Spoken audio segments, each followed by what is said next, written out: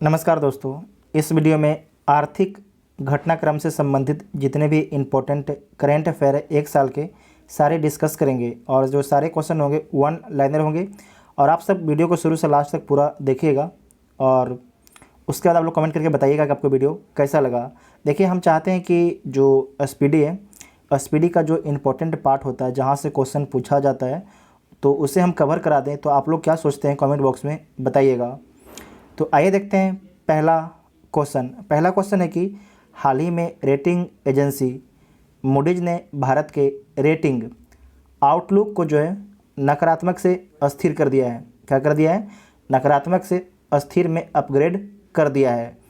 Next है कि हाल ही में एचडीएफसी बैंक को भारत में जो है सबसे उत्कृष्ट कंपनी चुना गया है। नोट कीजिएगा, वेरी इंपॉर्टेंट है।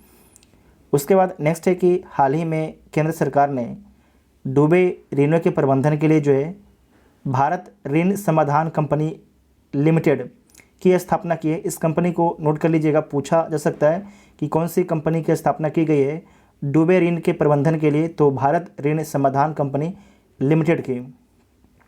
हाल ही में विश्व बैंक समूह ने अपनी ease of doing business report के प्रकाशन को बंद करने का फैसला लिया है।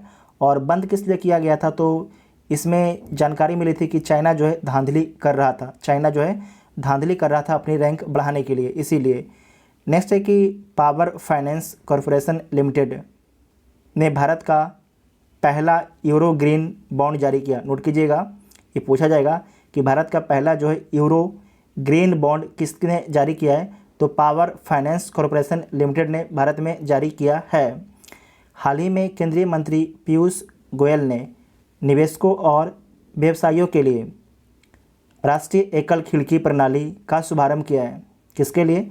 निवेशकों और व्यवसायियों के लिए जो है राष्ट्रीय एकल खिड़की प्रणाली, मतलब कि एक पोर्टल पर जो है जितने भी निवेशक हैं, व्यवसायी हैं, अगर उनको भारत में कंपनी स्थापना करना है तो एक प्लेटफॉर्म के माध्यम से उनको सारे अनुमति मिल जाएगा। ठीक है, इसलिए उसको बोला गया है राष्ट्रीय एकल खिड़की प्रणाली बोला गया है। ठीक है।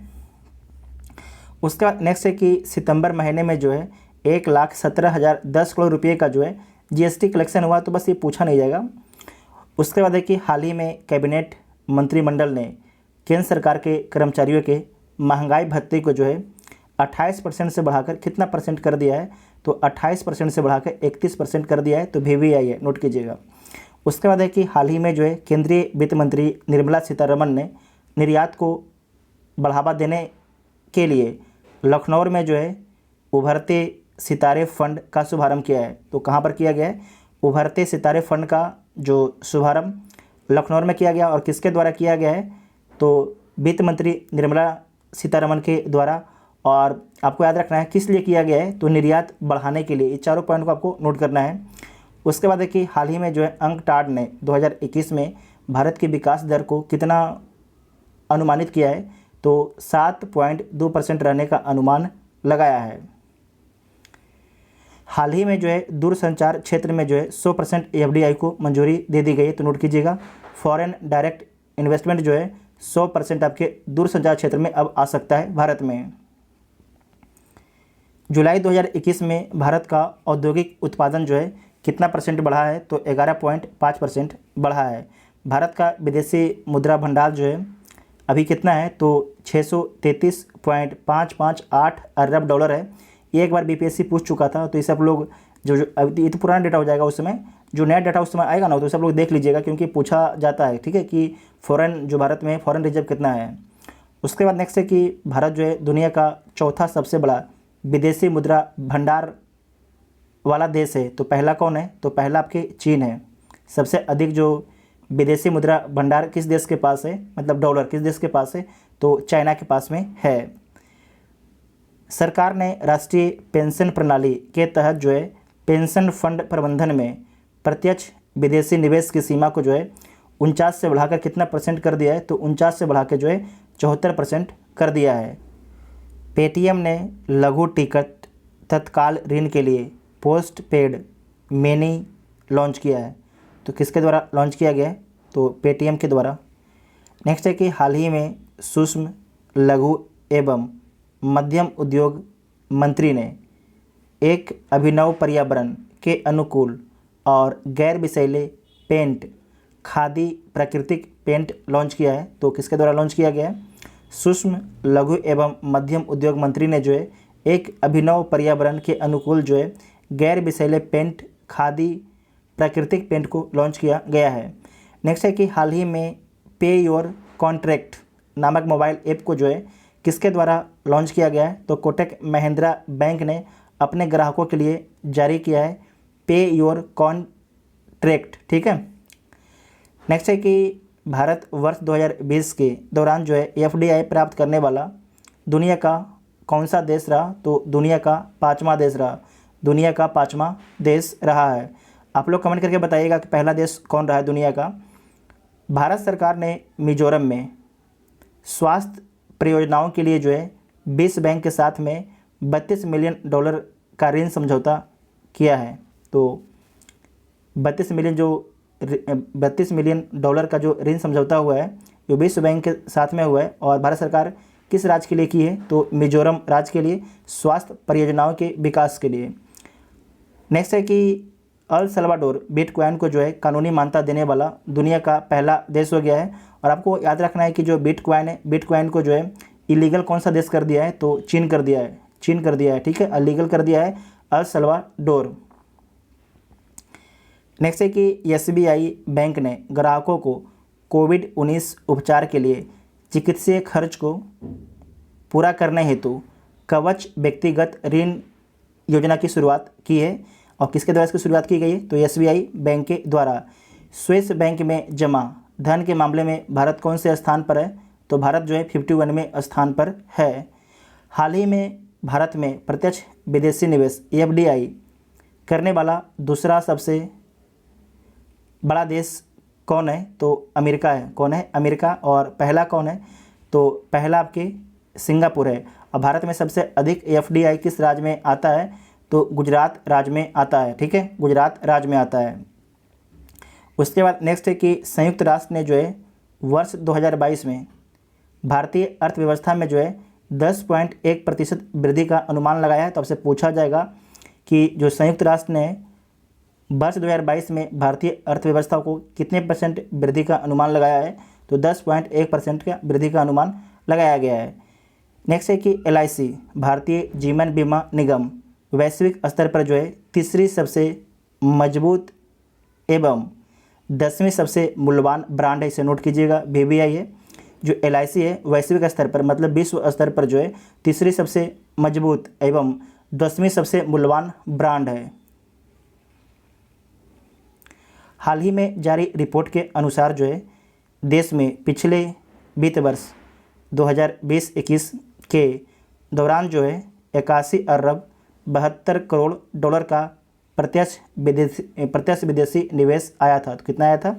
81 अरब 72 करोड़ डॉलर आपके प्रत्यक्ष विदेशी निवेश आया था। नेक्स्ट है कि विश्व बैंक द्वारा जारी migration and development brief report के अनुसार वर्ष 2020 में भारत सबसे बड़ा जो है प्रेषण प्राप्तकर्ता देश है। प्रेषण क्या होता है? तो आपको बता देते हैं कि जैसे कि जो भारत के नागरिक हैं इसे जो गल्फ़ कंट्री में जाके कमा रहे हैं, ठीक है, अगर वो कमा रहे हैं तो भारत को पैसा तो भेजेंगे ना। इधर गल्फ़ है, इधर भारत है, ठीक है। तो जो कल गल्फ़ कंट्री में लोग कमा रहे हैं तो वो तो पैसा भारत में भेजेंगे। उसे क्या बोला जाएगा? उसे भारत में बोला जाएगा रेमिटेंस। क्या बोला जाएगा? रेमिटेंस। तो पूछा जाएगा आपसे कि दुनिया में सबसे अधिक जो रेमिटेंस किस देश को मिलता है? तो अपना देश भारत को मिलता है। नोट कीजिएगा, पूछा जाता है। उसके बाद नेक्स्ट है कि आईसीआईसीआई बैंक ने दुकानदारों के लिए जो है डिजिटल और संपर्क रहित बैंकिंग मंच लॉन्च किया है। उसका नाम क्या है? तो मर्चेंट स्टैक उसका नाम है। मर्चेंट स्टैक इसका नाम रखा गया है। हाल ही में जो है सबसे बड़ा मुक्त व्यापार समझौता लागू करने वाला पहला देश कौन बना है? जो आरईसीपी लागू करने वाला जो है पहला देश कौन बन गया है? तो सिंगापुर बन गया है। आपको याद रखना है कि जो आरईसीपी है उससे भारत बाहर हो गया है। और जो आरईसीपी में कितने मेंबर हैं? तो 15 मेंबर हैं। नेक्स्ट है कि हाल ही में भारतीय लघु उद्योग विकास बैंक सिडबी ने जो है एमएसएमई के लिए 2 ऋण योजनाएं क्रमशः स्वास्थ्य और आरोग्य लॉन्च किया है। स्वास्थ्य किस लिए है, तो स्वास्थ्य क्षेत्र के लिए है स्वास्थ्य स्कीम। और जो आरोग्य स्कीम किस लिए है, तो ऑर्गेनिक विकास एवं पूर्ण प्राप्ति के लिए है।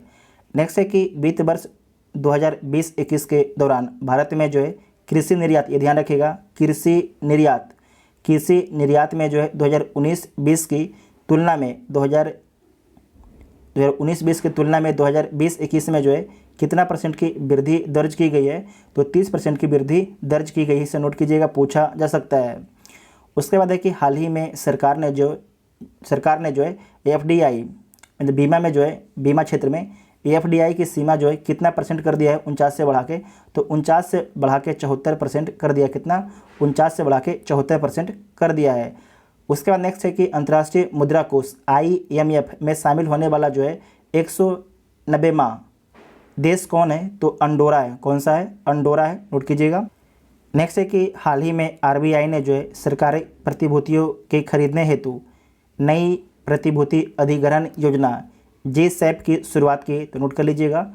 जो GSAP है इसकी शुरुआत किसके द्वारा की गई है? RBI के द्वारा सरकारी प्रतिभूतियों के खरीद के लिए।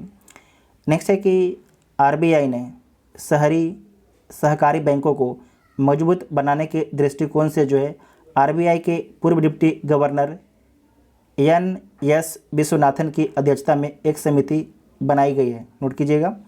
उसके बाद है कि वर्ष 2020 में जो है FDI का सबसे बड़ा प्राप्तकर्ता देश कौन रहा है? 2020 में जो है तो चाइना रहा है। कौन सा देश रहा है? चाइना रहा है। विदेशी मुद्रा भंडार के मामले में भारत जो है चौथा देश रहा है मार्च 2021 में। इसमें देखिए कि विभिन्न एजेंसियों द्वारा भारत की GDP वृद्धि दर का जो अनुमान लगाया गया है, तो सारे एक जगह लिखा गया है, तो देख लीजिए। जो मूडीज़ है, मूडीज़ के द्वारा कितना अनुमान लगाया गया है 2021-22 के लिए, तो 9.6% का अनुमान लगाया गया है। जबकि जो 2020-21 है मूडीज़ के हिसाब से भारत का जो है विकास दर कितना रहा था, तो -7% रहा था।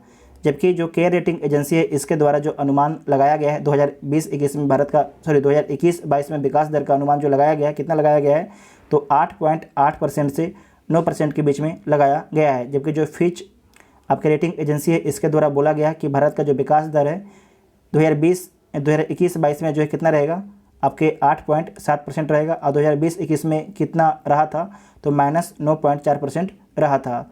जबकि एशियाई विकास बैंक है उसने कितना अनुमान लगाया है 2021-22 में, तो 10% लगाया है। जबकि इकरा रेटिंग जो एजेंसी है इसके द्वारा 9% बताया गया है। और जो IMF है अंतर्राष्ट्रीय मुद्रा कोष है इसके द्वारा बोला गया कि 9.5% वृद्धि रहेगी 2021-22 में। और जो वर्ल्ड बैंक है इसके द्वारा बोला गया कि 8.3% रहेगी। और उसके बाद आपके जो राष्ट्रीय सांख्यिकी कार्यालय है इसके द्वारा यहाँ पर लिखा नहीं गया है।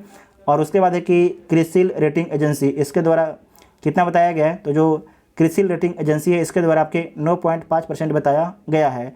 तो जितना भी आपके आर्थिक घटनाक्रम से संबंधित एक साल का इंपॉर्टेंट न्यूज़ था, सारे न्यूज़ को इस वीडियो में कवर कर लिया गया है। आप लोग को वीडियो कैसा लगा आप लोग कमेंट करके ज़रूर बताइएगा। Thank you.